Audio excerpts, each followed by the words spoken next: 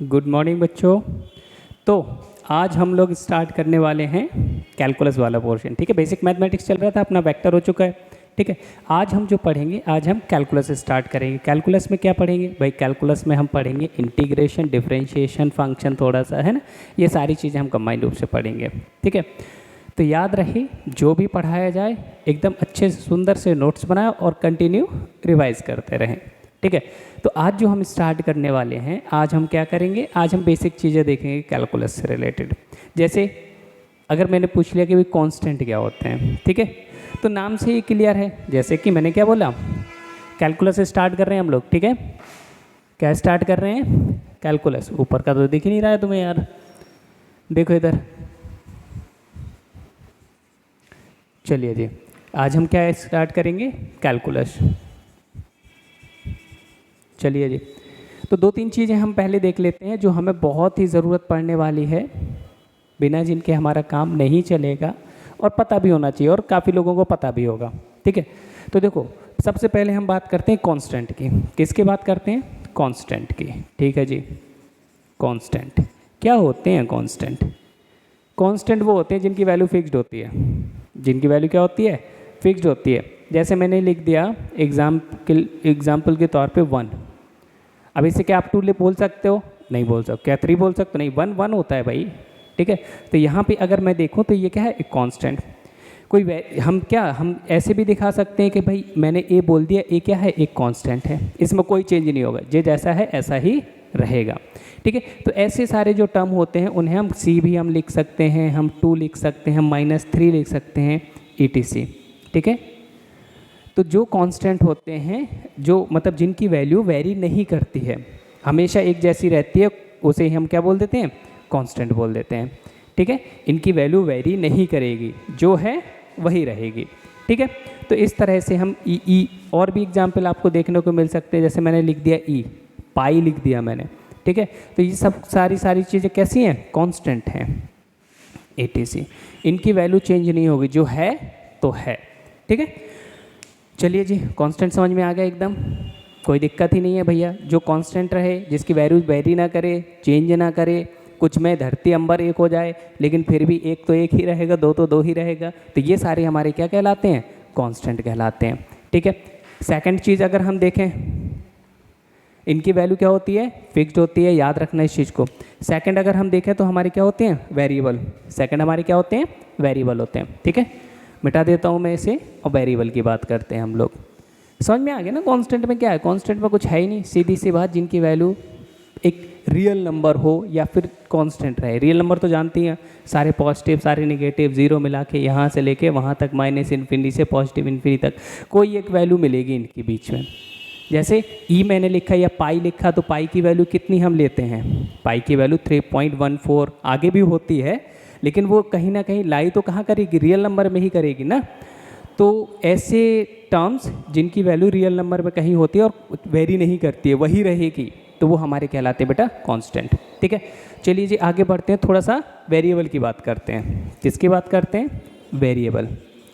अब वेरिएबल क्या होते हैं? वेरिएबल वो होते हैं जिनकी वैल्यू वेरी कर सकती है, इनकी वैल्यू हम मैनिपुलेट कर सकते हैं। ठीक है, तो ये जो वेरिएबल होते हैं, इनकी वैल्यू क्या? कैन बी मैनिपुलेटेड, चेंज की जा सकती है। ठीक है, तो जैसे मैंने x ले लिया, x इज इक्वल टू मैं कभी 2 लिख रहा हूँ, कभी 3 लिख रहा हूँ, कभी -3 लिख रहा हूँ, कभी 10 लिख रहा हूँ, तो जिनकी वैल्यू वेरी कर सकते हैं, मैनिपुलेट कर सकते हैं, जिनकी वैल्यू वेरिएशन हो सकता है, वो हमारे क्या कहलाते हैं? वेरिएबल कहलाते हैं। तो वो हमारे क्या कहलाते हैं? वेरिएबल कहलाते हैं। ठीक है, तो इस तरह से अगर हम वेरिएबल देखें तो वेरिएबल हमारे क्या होते हैं? जिनकी value can be very, value change हो सकती है, कोई एक फिक्स्ड नहीं रहेगा कि नहीं भैया वैल्यू ये है तो यही रहेगी, ऐसा कोई मतलब हार्ड एंड रूल नहीं है। ठीक है, हार्ड एंड फास्ट रूल नहीं है। ठीक है, तो इनकी वैल्यू क्या हो सकती है? चेंज हो सकती है। ठीक है, अब देखो वेरिएबल में हम 2 तरह के वेरिएबल की बात करेंगे। कितने तरह की वेरिएबल की बात करेंगे? 2 तरह की। ठीक है, देख लेते हैं वो कौन कौन से होते हैं। ठीक है, देखो समझाऊंगा मैं बहुत अच्छे से, मज़ा आ जाएगा एकदम। एक तो होते हैं हमारे इंडिपेंडेंट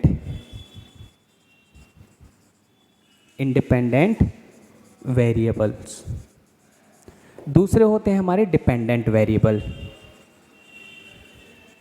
डिपेंडेंट वेरिएबल्स, ठीक है। एक होते हैं हमारे इंडिपेंडेंट वेरिएबल्स और एक होते हैं हमारे डिपेंडेंट्स वेरिएबल्स। तो इंडिपेंडेंट वेरिएबल वो होते हैं जिनकी वैल्यू मैनिपुलेट हम कर रहे हैं, जिनकी वैल्यू हम चेंज कर रहे हैं, ठीक है। डिपेंडेंट वेरिएबल वो होते हैं जो इंडिपेंडेंट वेरिएबल पर डिपेंड करते हैं, ठीक है। डिपेंडेंट वेरिएबल वो होते हैं जो इंडिपेंडेंट वेरिएबल पर डिपेंड करते हैं। एक छोटा सा एग्जांपल लेते हैं, जैसे कि आपकी हमारी फैमिली में अगर हम सब लोग देखें, या आपकी है ना, तो मॉम डैड होते हैं, वो क्या करते हैं, पैसा कमाते हैं, घर चलाते हैं। आप लोग क्या करते हैं, उन पर डिपेंड करते हैं। अगर उनकी जो सैलरी है, ठीक है, उनकी सैलरी है, तो अगर हम देखें तो उनकी सैलरी कितनी है, 50,000 भी हो सकती है, 70 भी हो 70,000 भी हो सकती है ना, 20,000 भी हो सकती है, डिपेंड करता है, ठीक है। तो वेरिएशन हो सकता है। लेकिन अगर हमारे खर्चे देखें तो हमारे खर्चे तो उन्हीं पे डिपेंड करते हैं ना। अगर उनकी सैलरी ज़्यादा होगी तो हमारे ऊपर खर्चा ज़्यादा करेंगे वो, भाई अपने बच्चों को कौन नहीं चाहता, है ना। तो अगर हम इस हिसाब से देखें तो हम जो है, बच्चे जो हैं वो किस पे डिपेंड करते हैं, पेरेंट्स पे, ठीक है। तो पेरेंट्स की सैलरी इटसेल्फ वेरी कर सकती है, तो वो, लेकिन बच्चों के जो खर्चे हैं वो उनकी सैलरी पे डिपेंड कर रहे हैं। समझ में आ रहा है कि नहीं एक चीज़, है ना। तो इस तरह से अगर हम देखें तो वेरिएबल हमारे दो तरह के, तो जो इनकम है डैड की वो क्या हो गई, इंडिपेंडेंट, वो आप पे डिपेंड नहीं कर रही है, आपके खर्चों पे डिपेंड नहीं कर रही है, ठीक है, वो इंडिपेंडेंटली कमा रहे हैं। लेकिन डिपेंडेंट क्या है, आपके खर्चे, क्योंकि वो उनकी सैलरी पे डिपेंड कर रहे हैं या वो जो कमा रहे हैं उस पर डिपेंड कर रहे हैं। समझ में आ गई ना इतनी चीज़ें, एकदम सिंपल सी चीज़ें। एक एग्जांपल और लेते हैं, जैसे कि अगर मैंने बोला कि भाई सर्किल का एरिया क्या होगा या सरकमफ्रेंस क्या होगा, ठीक है। तो अगर मैंने एक एग्जांपल लिया, मैंने कहा area of a circle, area of a circle. अगर मैं यहाँ पे बात करूँ तो मैंने ए से लिख दिया, और ये कितना होता है, पाई आर स्क्वायर।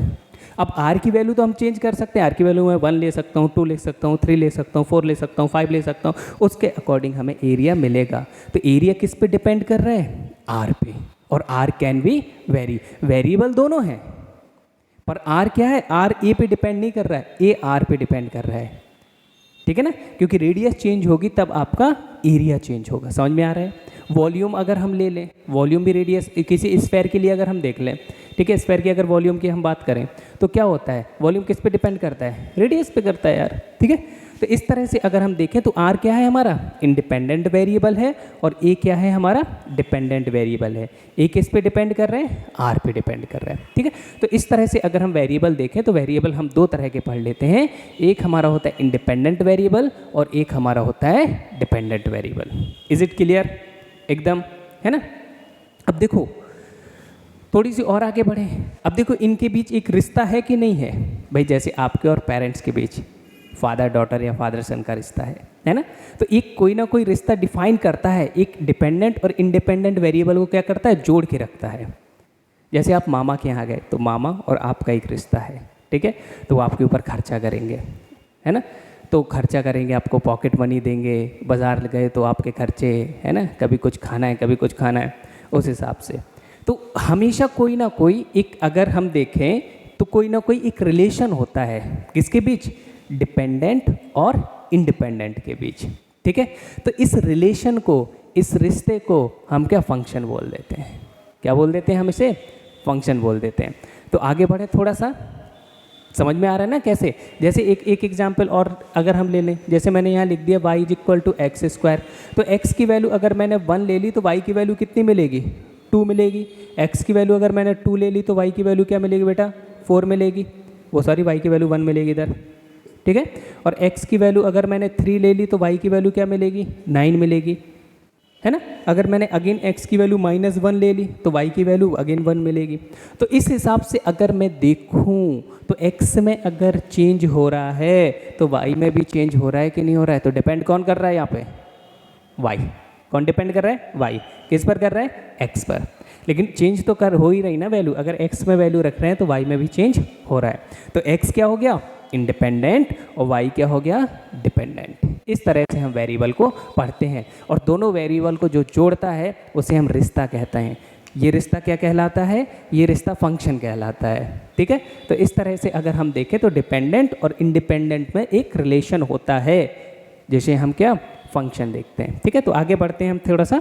ठीक है, तो यहाँ पे अगर मैं आपको बोल दूँ कि भैया डिपेंडेंट इंडिपेंडेंट लिखो, तो ये क्या हो गया? इंडिपेंडेंट, ये हो गया आपका डिपेंडेंट, यहाँ पे ये हो गया इंडिपेंडेंट और ये हो गया डिपेंडेंट। समझ में आ गया? और ये वेरिएबल है, इनकी वैल्यू चेंज हो रही है, वेरी कर रही है। ठीक है, तो इस तरह से अगर हम देखें तो ये क्या वेरिएबल हमारे दो तरह के, इंडिपेंडेंट और dependent. Dependent depends on independent variable, अगर इनमें चेंज होगा तो इनमें डेफिनेटली चेंज होगा। ठीक है, अगर कांस्टेंट की बात करें तो उन पे कोई फर्क ही नहीं पड़ता, वो क्या रहते हैं, वो कांस्टेंट ही रहेंगे, दुनिया इधर से उधर हो जाए उनकी वैल्यू चेंज नहीं होगी। ठीक है, आगे बढ़ते हैं और हम थोड़ा सा देखते हैं ये रिश्ता जो इन दोनों के बीच है वो क्या कहलाता है। ठीक है, जो पुराने स्टूडेंट हैं घर पे देखते होंगे, पहले एक सीरियल आता था ये रिश्ता क्या कहलाता है, उस पर नहीं जाएंगे यार, काम की बात करेंगे, स्टिक टू द पॉइंट। ठीक है ना, तो अगर हम देखें नेक्स्ट हमारा क्या पढ़ना है हमें, हम थोड़ा सा फंक्शन की बात कर लेते हैं। तो डिपेंडेंट और इंडिपेंडेंट वेरिएबल के बीच जो एक रिलेशन होता है उसे हम क्या कह देते हैं, उसे हम बोल देते हैं फंक्शन। जैसे कि मैंने यहाँ पे लिखा जी, देखो ध्यान देना थोड़ा सा। ठीक है, यहाँ पे आपका ध्यान चाहिए, तो ध्यान दे, जैसे मैंने लिखा y is equal to x, ठीक है, स्क्वायर। ठीक है, तो यहाँ पे मैं इसे क्या बोल सकता हूँ, इन दोनों के बीच एक रिश्ता है ना कि y क्या है भैया, एक्स स्क्वायर है। ठीक है, अगर हम देखें और भी, जैसे मैं लिखना चाहूँ, मैंने लिख दिया y is equal to sine x, यहाँ पे रिश्ता बदल गया। जैसे कि एक रिश्ता आपका क्या है, आप डिपेंडेंट हैं, पेरेंट्स हैं, ठीक है, तो उन पे डिपेंड करते हैं, तो ये भी एक रिश्ता डिपेंडेंसी है। मामा पे देखें, बुआ पे देखें, अंकल पे देखें, तो रिश्ते अलग अलग हैं, है ना। तो वेरिएबल भी आपके डिपेंडेंट और इंडिपेंडेंट उस हिसाब से मैनिपुलेट होते हैं। जैसे दूर के मामा जी कम खर्चा करेंगे, लेकिन पास के मामा जी ज़्यादा खर्चा करेंगे, क्योंकि रिश्ता क्या है, अलग टाइप का है ना। तो इस हिसाब से ऐसे ही अगर हम देखें तो यहाँ पे अगर इन दोनों के बीच ये रिश्ता है तो इसे हम डिनोट कैसे करते हैं। अगर हम नोटेशन की बात करें तो इसे हम बोलते हैं y क्या है, यहाँ पे अगर हम लिखें y को हम क्या लिख सकते हैं, y को हम लिख सकते हैं ऐसे, y is equal to f of x is equal to x square. इसका सीधा सा मतलब ये है कि y is a function of x, y is a function of x। जैसे आप पेरेंट्स पे डिपेंड करते हैं, ऐसे y x पे डिपेंड कर रहा है। ठीक है, तो आपका जो खर्चा है वो किसका फंक्शन है, डेट की सैलरी का। ठीक है, तो इस हिसाब से अगर हम देखें तो आपका ये जो y है ये किसका फंक्शन है, x का। ठीक है, अब इस रिश्ते के नाम अलग अलग हो सकते हैं।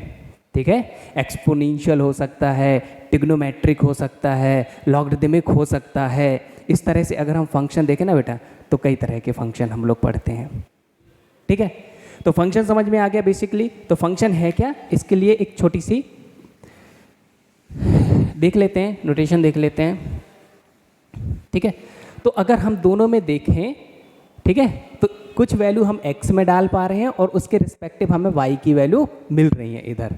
ठीक है, जैसे कि अगर हम देखें ये हमारा रिश्ता है, कुछ भी हो सकता है, मॉम डैड का हो सकता है ना, हमारा जो मैंने आपको बताया रिजल्टेंट अपने पेरेंट्स के साथ, मामा के साथ, ऐसे ही यहाँ भी एक रिश्ता है।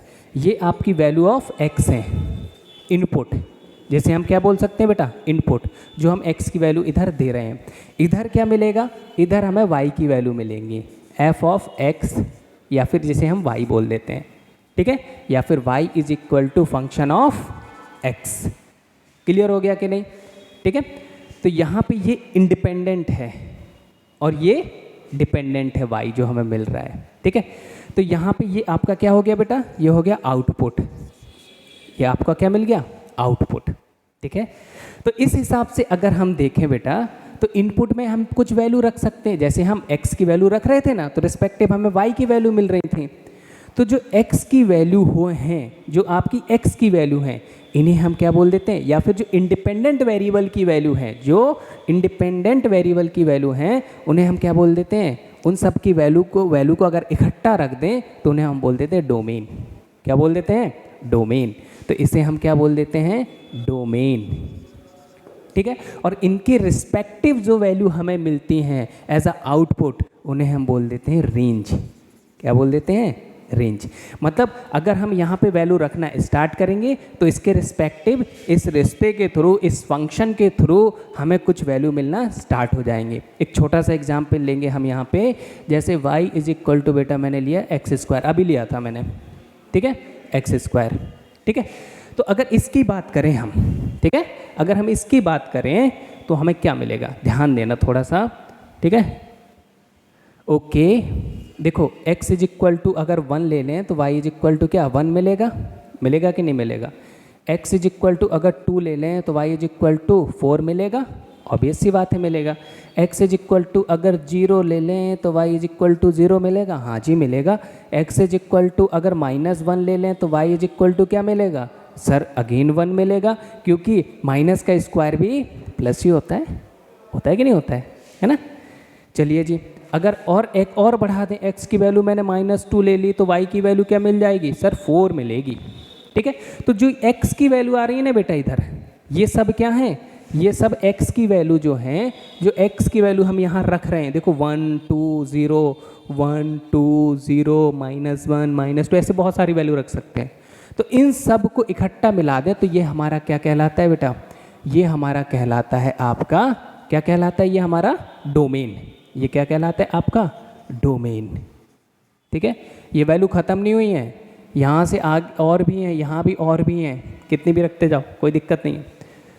ऐसे ही अगर y की जो हमें रिस्पेक्टिव वैल्यू मिल रही है इधर देखो 1 4 0 1 4 1 4 0 1 4, तो रिपीट करने का कोई मतलब है नहीं। आपने थोड़ा सा सेट थ्योरी पढ़ा होगा मे बी, ठीक है, तो रिपीट करने का कोई मतलब है नहीं। तो इसके रिस्पेक्टिव जो भी हमें वैल्यू मिल रही है 1 4 0, तो इन्हें हम क्या बोल देते हैं, इन्हें हम बोल देते हैं बेटा रेंज। क्या बोल देते हैं, group of the value which can be find as a value of y। जो हमें वैल्यू y की वैल्यू मिलती है उनका पूरा ग्रुप जो है हमारा क्या कहलाएगा, वो हमारा पूरा कहलाएगा रेंज। और x के रिस्पेक्टिव जो वैल्यू हम दे रहे हैं एज अ इनपुट, वो हमारा कहलाता है बेटा डोमेन। तो इस वैल्यूज़ को हम x की क्या बोल देते हैं, डोमेन, और यहाँ पे हमें क्या मिल जाता है, रेंज। जैसे अगर हम देखें तो पेरेंट्स की जो सैलरी है, बड़े भैया के लिए अलग होता है खर्चा, उनका अलग, उनकी तरह अलग है, और आपके लिए अलग है, और छोटे भैया के लिए अलग होगा, ठीक है। तो डिपेंड करता है कि किस तरह से डिपेंडेंसी है ना। चलिए, ये सारी चीज़ें आई होप आपको क्लियर हो गए होंगे बहुत अच्छे से। मैं 2-3 और अच्छे एग्जाम्पल लेता हूँ फंक्शन के, ठीक है। आप लिख सकते हैं इन चीज़ों को पॉज करके, हम लोग आगे बढ़ते हैं।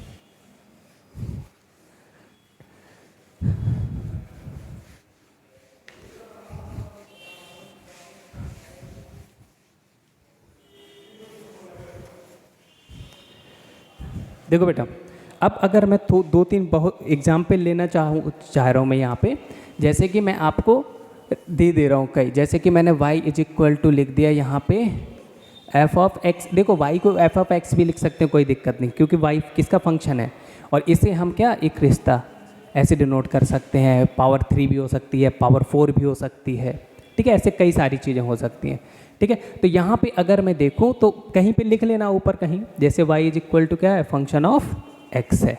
ऐसे काफ़ी सारे एग्जाम्पल मैं ले रहा हूँ यहाँ पे, जैसे y is equal to x, ठीक है। तो f ऑफ 1, f ऑफ 2 और f ऑफ -1 क्या होगा, ऐसे अगर मुझसे पूछ लिया जाए तो हम क्या करेंगे, ये वैल्यू तो x की गिवन है, ये वैल्यू तो x की गिवन है, तो x की वैल्यू हम रखते जाएंगे, रिस्पेक्टिव y की वैल्यू मिलती जाएगी। तो f ऑफ 1 अगर हम देखें तो यहाँ पे क्या है, इसकी वैल्यू x ही है ना, बात तो सेम ही है। तो अगर हम इसकी वैल्यू देखें तो हमें 1 ही मिलेगी। f ऑफ 2 की वैल्यू अगर हम देखें तो 2 की वैल्यू इधर रखो भैया, सर 2 ही मिल गई। यहाँ पे देखें f ऑफ -1 की वैल्यू, सर -1 ही मिल गई, ठीक है। तो ये जो वैल्यू डाली है 1 2 -1, ये क्या है, ये तो हमारा डोमेन हो गया, और रेंज में 1 2 -1, यही रेंज हो गया। क्लियर है ना एकदम। चलिए जी, तो और भी एग्जाम्पल लेते हैं हम 2-3, जल्दी बढ़िया बढ़िया एग्जाम्पल ले लेते हैं एक, ठीक है। चलो जी, एक एग्जाम्पल और लेते हैं बढ़िया से, ठीक है। देखो, अगर मैंने एग्जाम्पल लिया y is equal to 3x² + 2 + 1 + 2, ये ले लिया मैंने, ठीक है। और मैंने बोला भैया एफ ऑफ 1 बताओ, एफ ऑफ 2 बता दो, एफ ऑफ -1 बता दो। तो अब हम क्या करेंगे, ठीक है, तो हम क्या करेंगे, ये वैल्यू x की है, ये भी x की है और ये भी s की, यहाँ पुट करना स्टार्ट कर देंगे, ठीक है। तो जैसे f ऑफ 1 अगर हम देखें तो x की जगह हम क्या रख देंगे, 1 रख देंगे। तो 3 × 1 का स्क्वायर प्लस 2 = 3 + 5 आंसर आ जाएगा। ऐसे ही f ऑफ 2 अगर हम देखें बेटा तो यहाँ पे क्या आ जाएगा, अगेन x की जगह 2 रख दो, 3 × 2 का स्क्वायर प्लस 2, तो 4 × 3 12 + 2 14, ये हो गया। ऐसे ही f ऑफ -1 अगर हम रख दें -1, तो यहाँ पे 3x की जगह क्या रख देंगे हम, -1, तो 3 -1 का होल स्क्वायर प्लस 2, तो -1 का क्या होगा, 1 होगा, स्क्वायर हो रहा है। तो यहाँ पे क्या हो जाएगी वैल्यू हमारी, 3 + 2 अगेन 5 हो जाएगी, ठीक है। तो इस तरह से हम f ऑफ x जो भी हमसे पूछा जाएगा हम निकाल लेंगे। चलो एक और निकालते हैं, मैंने बोल दिया f ऑफ 0 निकालो, क्या आएगा। तो देखो अब ये 2 बार हो गया है, पहले हम वैल्यू रखेंगे फिर जो मिलेगी फिर उसे उठा के इसमें रख देंगे। तो पहले तो हम 0 रखेंगे यहाँ पे, ठीक है। तो पहले तो हम f ऑफ 0 निकालेंगे, f ऑफ 0 अगर हम यहाँ पे रखेंगे तो बेटा हमें क्या मिलेगा, 2, क्योंकि 0 अगर ये रख दिया, x की जगह 0 रख दिया तो ये पूरा टर्म 0 हो गया, तो 2 बच जाएगा। 3 यहाँ पे क्या है, देखो मैं लिख देता हूँ, 3 × 0 + 2, तो आंसर क्या आ गया, 2। अब हमसे f ऑफ 0, तो f ऑफ 0 की वैल्यू क्या है बेटा, 2। तो अगेन अब इस 2 को उठा के इसमें रख दिया, ठीक है।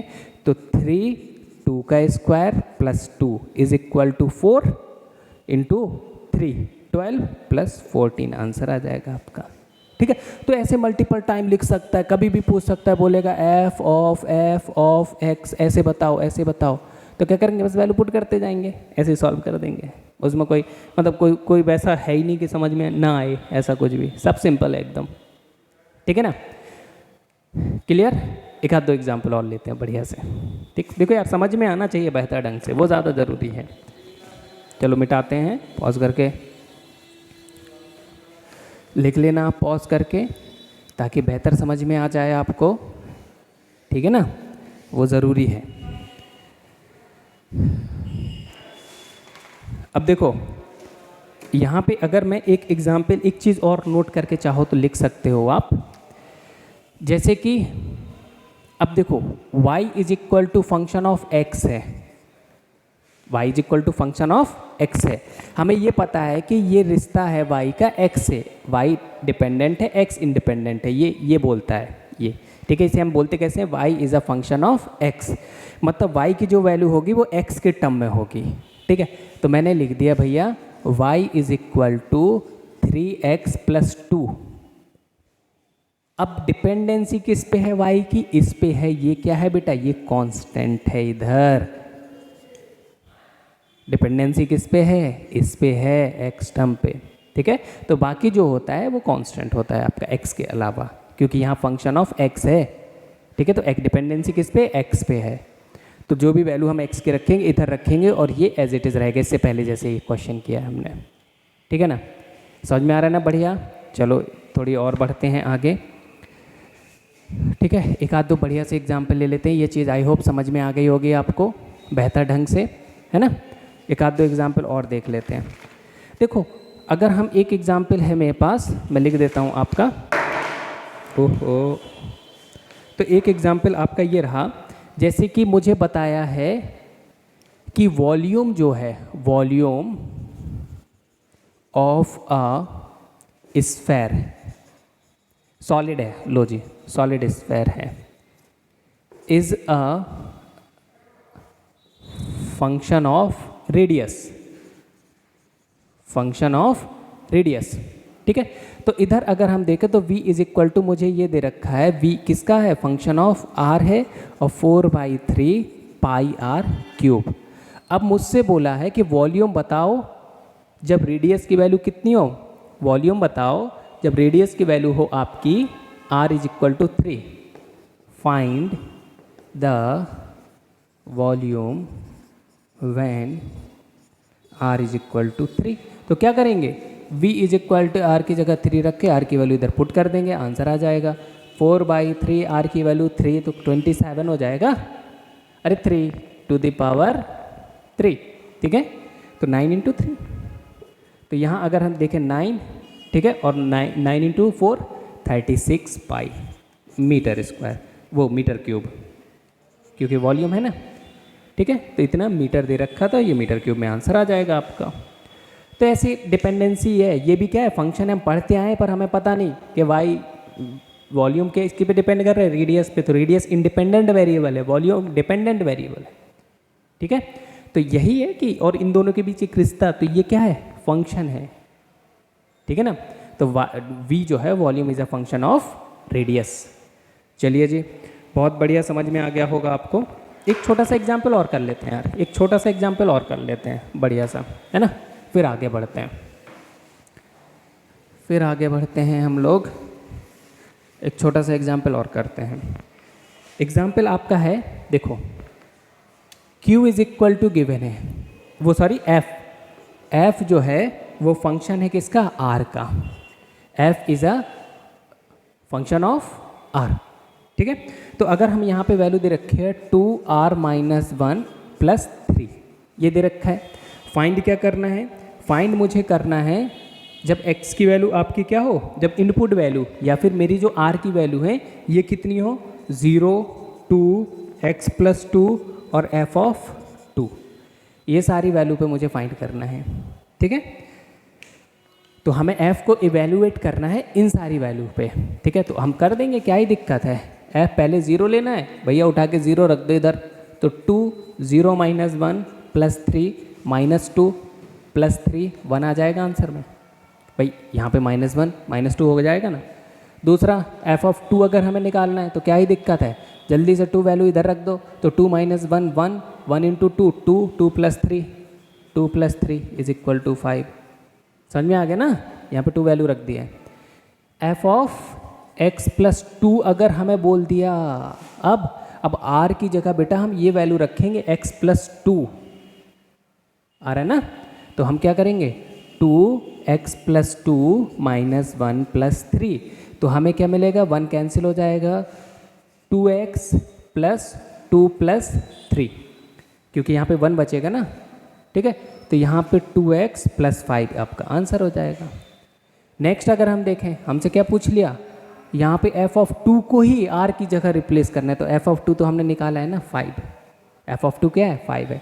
तो f ऑफ 2 अगर हमें ये सॉल्व करना है तो इसकी वैल्यू कितनी थी, 5 थी, उठा के रख दो, आंसर आ जाएगा।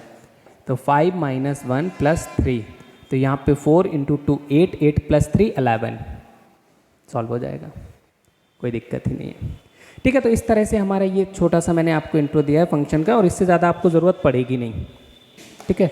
और इसी तरह से हम लोग आगे बढ़ेंगे और अच्छे अच्छे क्वेश्चन करते रहेंगे। ओके, मिलते हैं फिर नेक्स्ट एपिसोड में। सावधान रहें, सतर्क रहें। चलिए जी, ठीक है, okay, bye bye, take care.